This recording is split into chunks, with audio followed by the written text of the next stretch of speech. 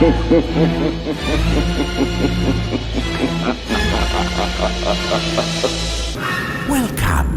to the Cult Classic Horror Show. Every week, you can have the conversations you've always wanted to have about the films you love. Shut up! We're gonna get you. Not another peep. Get rid of your distractions and prepare yourself. Then lock your door. 5, 6, gonna crucifix. You got a big surprise coming to you. You're not going anywhere.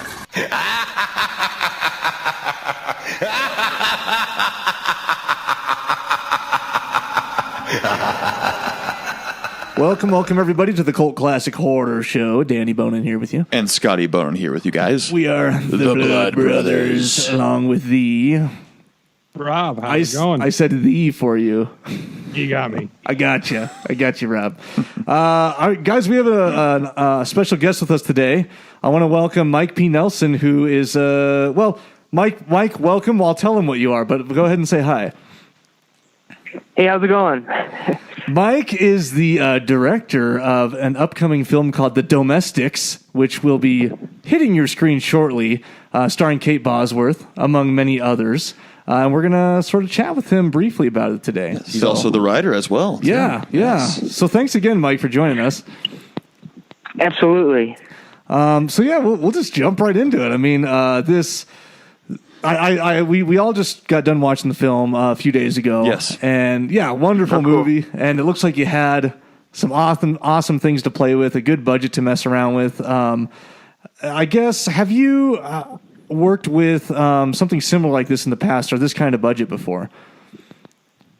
No, this is the first time I've worked with this kind of budget. You know, worked with a studio before, so it was a huge learning experience. But I been doing films and commercials and some small series work before this.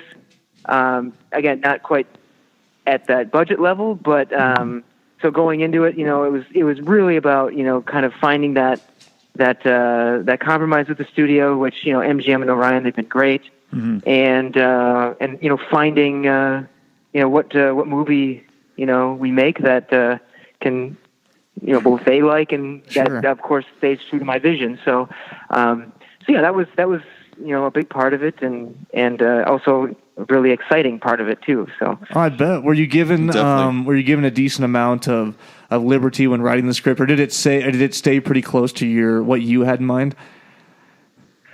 Yeah, I mean, I think there were some ground rules set up front a little bit, and for the most part, you follow those a little bit, and you can't.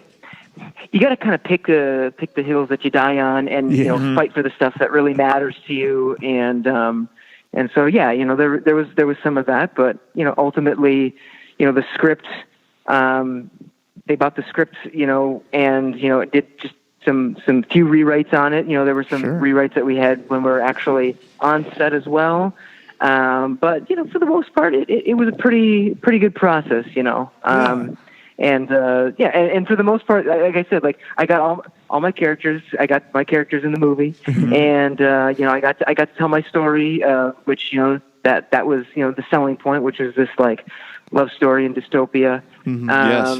And I got to have fun with my style, which they completely embraced, all the time, which was a lot of fun because I got to really play around with stuff, and having a budget, I could go in there and push some of my things and some of my stylistic things of that I do in film, just that much more, and they allowed me to do that. So that was cool. Oh, that's so great. cool. Did they, from the beginning, were you put as the guy to direct, or were they initially wanting the script from you and looking for someone else to take that position? When I pitched to Hollywood Gang, who are the production company, we spoke very clearly about that, and Hollywood Gang, Shannon Golding and Gianni Nunari were like, when we go out with this, as you're the writer, you're the director. Mm-hmm. Like, no exceptions. Mm-hmm. Like, we're not selling the script to get another director. We're selling the script and we're selling you. So, a huge part of it was, like, in the pitch room, it was like, you not only need to sell your story, but you need to sell yourself. Like, sure. and really get into, show the passion, show the excitement, and show them that you know what this is, and that only you have the vision for this thing that can make it something, unique. And that's what we did. And, that was what, got us the deal at MGM ultimately, I think. And so, yeah, that's how we went in, and that was our focus. That's great. I mean, once you have a vision, no one else is going to have the same vision that you have, and put as much time and effort and that 100%, no quit attitude. And I mean, I think that's always the best way to do it too, so that's great. You did both, and just went full force. Like from writing the script to getting this going, was this a long process or was this something you'd been throwing around or had laying around or had your mind focused on for years, months, weeks? How did that turn out? Well, the idea spawned in January of 2013. And I remember that very specifically because just the other day, it was funny. My wife and I were cleaning the house, and I found a little scrap of paper with literally the first 8 or 9 notes for the movie on it. Like, I forgot that it even existed, and I looked at it, I was like, oh my gosh, like 4 of these 9 things actually stayed in the movie. That's awesome. That's great. And so it was me just, thinking at first, in that January, I was like, I want to write this story about basically how marriage is challenging. Sure. I didn't want to just write a drama about it. Like, I'm a genre guy. I love action films. I love horror films. And I wanted to do a super violent post-apocalyptic action horror film about relationship. Mm-hmm. And so that was sort of how it all started. And then it was just, putting the pieces together. And it was originally going to be a web series that I was just going to make on my own dime. Oh. And so I went out with, I'm from Minneapolis, Minnesota, and there's some incredible filmmaking people here that I've teamed up with over the years that we've shot shorts and even a couple features here. And so it was teaming up with them, getting this awesome, tight-knit crew, going out. We shot a couple episodes for just $2,000, like my own money, which basically paid for food, some props, and some effects. And we shot this thing, and I'm thinking like, okay, so when I get more money, I'll I'll keep writing more episodes, and I'll keep making more episodes. Yeah. Of course, money was tight, and so I stopped making them. There was a couple months that went by, and then there was this producer who I had met. One of my short films was on the line, and he reached out, and he was like, "Did you ever think about your domestics thing as being a feature? Like, did you ever think about just like taking your idea, considering your web series will be about a feature length, and writing it into a feature length?" And I said, "Okay, I'll try it." Like, and so I went in and put that together, and had a writer also kind of like help coach me on the screenplay process, and like just giving me some pointers as I went along, and then I put the script together, gave it to that producer who recommended that I write it, and never heard a word from him again. Oh my God, that's how it goes. Really? Which I know is a classic story, and actually, and I think actually since then I think I've heard something from him, but it wasn't for a really long time, and so it is what it is. But that's just part of the process. You know what I mean? Like, I think that's a very common story. I feel like in this business, so it's like you can't like latch onto that and get angry about it. It's just, well, okay, whatever. And so the script sat on my computer for months. It felt like, and I'm just like, well, okay. A buddy of mine who's from Minnesota who moved up to LA to get into the producing game. Wanted to team up and write a script together. So I was like, sure, I'll write this thing with you. I was like, hey, by the way, I have this script on my computer. Do you got anybody out there that would want to read something like this? He goes, sure, I got somebody here. Give it to me. So I gave it to him. And a couple weeks later, I find out that he gave it to writer Kurt Johnstedt, who Atomic Blonde, 300, Act of Valor. And he really liked it. And then he passed it on to Shannon Golding over at Hollywood Gang. who of course produced 300 and From Dusk Till Dawn, and From Dusk Till Dawn just being like, I can't believe I made a movie with the guy who did From Dusk Till Dawn. Like that still just blows my freaking mind. That's awesome. She read it, and literally after I gave this guy the script, 2 weeks. It seemed like it had to have been 2 weeks. It couldn't be more than that. Mm-hmm. It was like, hey, Mike, Shannon wants to get on the phone with you and talk about development. And I was like, no way. What? And so, so I talked with her, and she's like, listen, I think the script is really great, and I want to develop this with you, and I want to like tighten it up, and I want to get it to a spot where we can bring it to studios or to financiers to see if we can get it made. Sure. I was like, let's do it. So, All right. for a few months, and lots of phone calls and lots of emails and lots of trying things in the drafts and going back and forth, we finally got to this point where she's like, okay, I feel like this is really solid. I like this. I had made a bunch of posters and all this, material for it. And just really made a package, that I could, go out there and pitch to Gianni at Hollywood Gang. Went out there, pitched the movie. They're on the Warner Brothers lot. So I go into the Warner Brothers lot, go to their office, pitch this movie. This Italian guy, this Gianni Unari, he's like my estranged Italian uncle out there. He's like, whenever I'm out there, he's like, Mike, are you okay? You need to come over. Let me fix you dinner tonight. He's just wonderful. I mean, what a fun, just loving guy. Oh my God, that's so cool.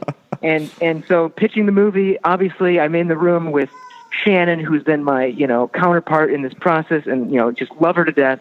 Kurt Johnstead, and then this friend of mine, this Cameron Sarahkey, who ultimately gave them the script. And I'm sitting in this room, and I pitched the movie, and Gianni looks at me, and he goes, you know what, I want to do this. I want to do this movie. And so we sat down then with him, and, so Shannon and Gianni and I, and we developed things a little bit more, got a little bit tighter based on Gianni's notes, and then we went out and pitched to the studios. Pitched to Warner Brothers. It was an easy no. They don't do anything under $50 million. And then we went to MGM, and they were like, "Okay, this is cool. We'll get back to you." And you leave, and you're like, "Okay." It went okay. Like the pitch went fine. It's not like I've left pitches that were way better than that one, and didn't get the job. You know what I mean? So it's a really strange thing. We leave. We're sitting on Beverly Hills in this little eating area, and we're drinking coffee or whatever, and just kind of talking what our next steps are for pitching. We get a call. It's MGM. We want the movie. Oh, wow. Like right away. Holy shit. And I was like, wow. So it was like within an hour. And then, so of course, that wasn't official yet, but it was like, we want the movie. So, just like, let us like take this and we'll get the paperwork and all this stuff going. And we looked into it, I had all the agents, all the managers, all dive in, all the lawyers, look at everything. And sure enough, like, it was a solid deal. We went in, we, again, did a little bit of development with MGM. It wasn't a whole lot, really it just came down to, they were very, they had an idea of some of the things they wanted, but I just did a small rewrite for them, that they signed off on pretty quick. We went into casting, we went through some names for the leads, which was really cool. And they gave me a lot of creative freedom with the supporting actors, which was really nice. And we dove in, and we pitched the movie February of 2016, and we were shooting October of 2016, November of 2016. Wow. We were pre-production in October of 2016. So it was just a wild boom, boom, boom, crazy. At times it feels like it's time is standing still because you're like, is this actually going to happen? Mm-hmm. But ultimately, when you look back, it's like, oh my gosh, that went by quick. Wow. And then we shot the movie, and it is what you guys saw. Gosh, oh my God, yeah, it's so crazy how quick things go together, and you think you're going to be waiting forever, and then things just mesh together, and it's just meant to be. And I was going to ask too about the cast here, and you already sort of answered it. You had some say in the casting where. Was that like, did you sort of get who you wanted, or were they like, well, we're going to have to use these people, we can't afford these people, or what was that like?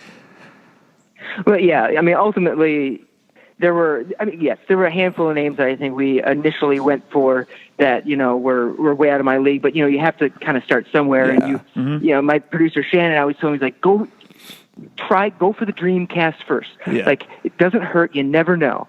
And that's not to say that, the cast that I got wasn't fucking dreamy. Oh yeah, it was awesome. Yeah. You know what I mean? And so for me, it was like, that was a really interesting learning process, was the casting thing, because, as a writer and as a filmmaker, you have faces in your head. Yeah. Oh, and totally. so it's like, and so this was a huge learning process in terms of like, stuff changes, but, a lot of it actually changed for the better. I felt like when we were actually on set and shooting and working with the talent, and I was like, wow, we did good. We did really, really freaking good on it. Oh yeah. And so, yeah. So, I mean, and listen, like, I got to meet, for the most part, like, either whether it was over Skype or in person, I got to meet a lot of these actors. And then a lot of the supporting people, it was like, hey, I really want Brad Leland from Friday Night Lights to be the pit boss. And they're like, we'll get him for you. And literally they got him, like, right away. It was just so crazy. I was like, Oh, wow. I can't believe this, because when I wrote the pit boss role, I literally was like thinking, like, I pictured Brad Leland, like, his stature, his face as this guy. And then I'm shooting the scene and he shows up on set and he goes, Mike Nelson, Brad Leland. And he shakes my hand. I'm like, oh my God, I can't believe it. That's happening right now. It's like, Buddy Garrity from Friday Night Lights is like, Yep. freaking amazing. And like, that's all I could think about was like this guy. And I told him that on set too. I was like, he goes, what did you see me in to get you the idea for casting me for this really, messed up role? And I was like, actually, it was Buddy Garrity. He goes, no. I was like, yeah, man, you just had this enthusiasm, this charisma that I needed for Pit Boss. And he was like, well, I guess, yeah, Buddy Garrity is he's got that charisma, doesn't he? Yeah. Wow. But yeah, those were so much fun things. And Lance was, obviously a great thing. David Dasmalchian was like sort of we were trying to figure out who Willie could be, and I know MGM had some ideas, and then like they gave me a list one day, and I was like, oh, okay. I was like, holy shit, wait a second. David Dasmalchian, he's the one. We're casting him. Yeah. We're casting him. It has to be him. And I remember our studio exec was like, okay, we're going to reach out. Literally a day later. Yep. He read his scene. He was in. Wow. I was like, oh my gosh. He's so this good is too too. cool. And I mean, he is like just this incredible force of nature in the movie, or you're just like, Yeah. Oh, yeah. my gosh, who is this guy? Oh, he is such a yeah. big presence. He always does tend to play that creepy, just, beady-eyed That guy. with Yeah. the just he sticks out for sure. Oh yeah. Yeah. What Yeah. a great cast you have. I mean, Lance Reddick, you said, and obviously, Tyler Hoechlin was awesome too. I thought he was great. Oh yeah, and I mean even and then you have Kate, who I feel like really does a great job in terms of creating, I think, a difficult arc. For a character like that, who ultimately is at times really hard to stomach at the beginning of the movie, because you're like, oh, come on, like, play along. Yeah. Like, you got to play along in this world if you're going to survive, and she just doesn't. She doesn't want to, and then that's very intentional, because I feel like that would be a thing. I feel like we're so used to seeing. We're so used to basing post-apocalyptic movies off of just what we've seen done before. And I wanted to throw in a curveball and give us a character who was just like, I don't want anything to do with this world. Like, she's kind of fallen out of love with her husband. She's like in this world that she hates. Not only that, she can't even listen to like the music she likes to listen to. She only listens to oldies. You know what I mean? And so like everything is against her at this point, and she hates it. And it gets to that point, you know what I mean, where she makes that turn, and I feel like that satisfaction of her turn is like, yes. Yeah. You know what I mean? Oh, There's God. like this, like, oh my gosh. And that to me is, that's what makes characters in movies so much fun, is when you can see that turn, that kind of turn in a character. That's crazy. And I think she just nailed it. When she starts wreaking havoc, man, I'm like, yes, please, keep going. Oh, Yeah, man, there it were was some exciting. there were some amazing effects, some really good gore, and you're definitely not disappointing the horror fans, that's for sure. Oh yeah. Oh, this is a horror fan's dream. Yeah. You love this stuff. Yeah, just wreaking havoc over the countryside. I love, she's trying to get back home. They don't really like each other too much. They're going over the countryside, and you got to travel through different towns, and they meet Lance, and just all this crazy stuff happens. So tell me, you guys are releasing soon, right? Like in this week or something, right? Yeah, it'll be Thursday. It'll be theatrical. Yep. Okay, And then that's right. Friday it'll be streaming. Yep. Okay, cool. Well, so are you based in LA now? No, I'm still a Minnesota boy. I'm Nice. actually talking to you from my this little city called Robbinsdale. Just in my backyard. It's a beautiful sunny day with blue skies and a little bit of clouds, and Awesome. it's very nice. That's great. So yeah, I love it here. I love it. Well, It's great. This is home. great. Tell us a little bit, because we do have we sort of cater some of these interview episodes towards like aspiring filmmakers. Have you found it hard, or with the technology these days, is it pretty easy to live in Minnesota, release a film in LA, and do a lot of your work there? Yeah. Okay. So for the most part, the answer is yes. It's actually pretty doable.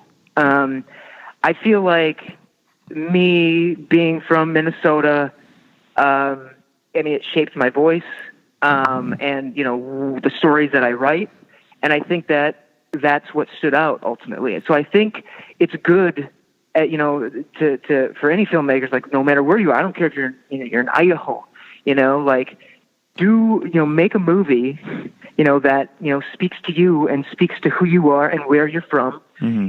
And people see that, and there's something genuine about it. You know what I mean? And I think that was something that was told to me whenever somebody read the script, was like, this isn't a script that's trying to be like trying to make it in Hollywood. You know what I mean? Like, people say that, you talk to your agent, you talk to your managers, you talk to these studio execs who read all these scripts, and all the scripts that feel like everybody's just trying to cater to get in. Yep.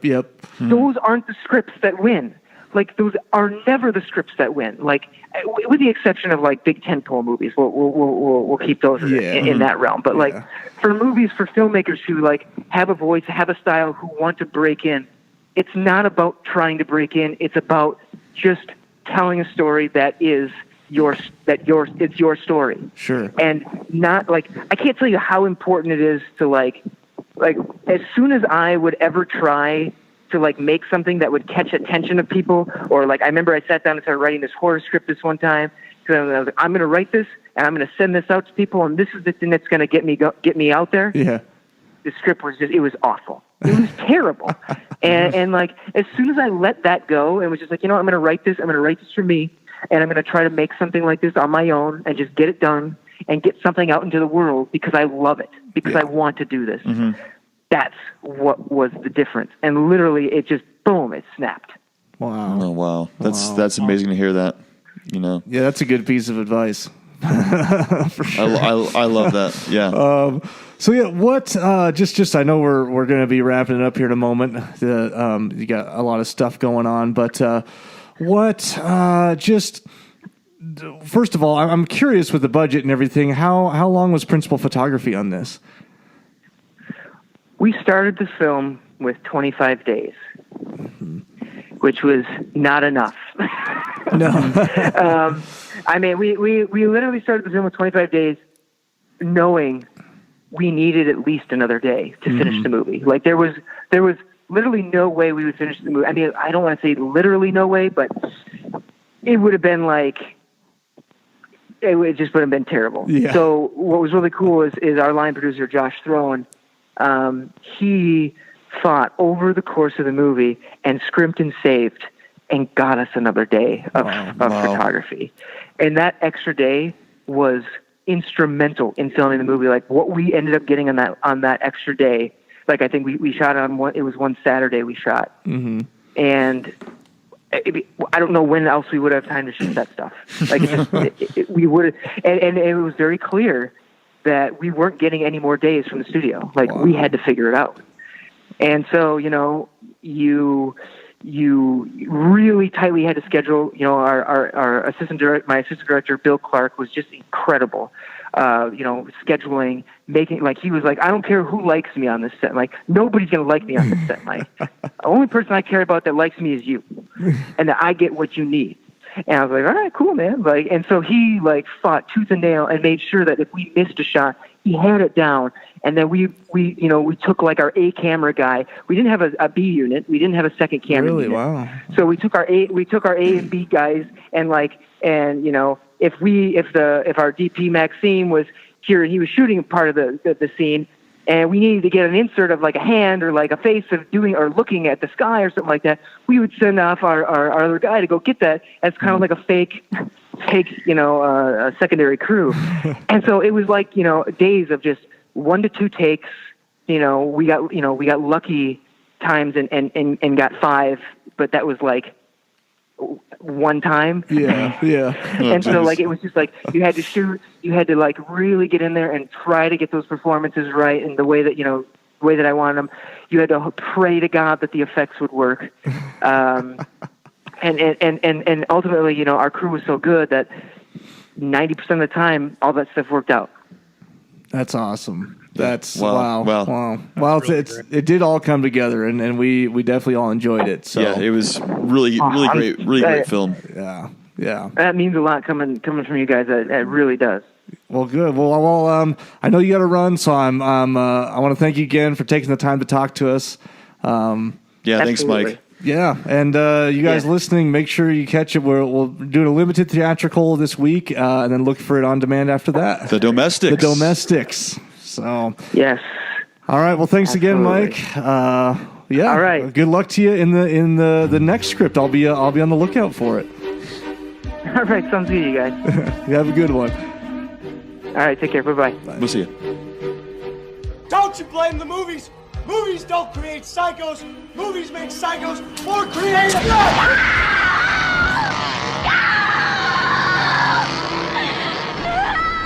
Oh, yes. There will be blood.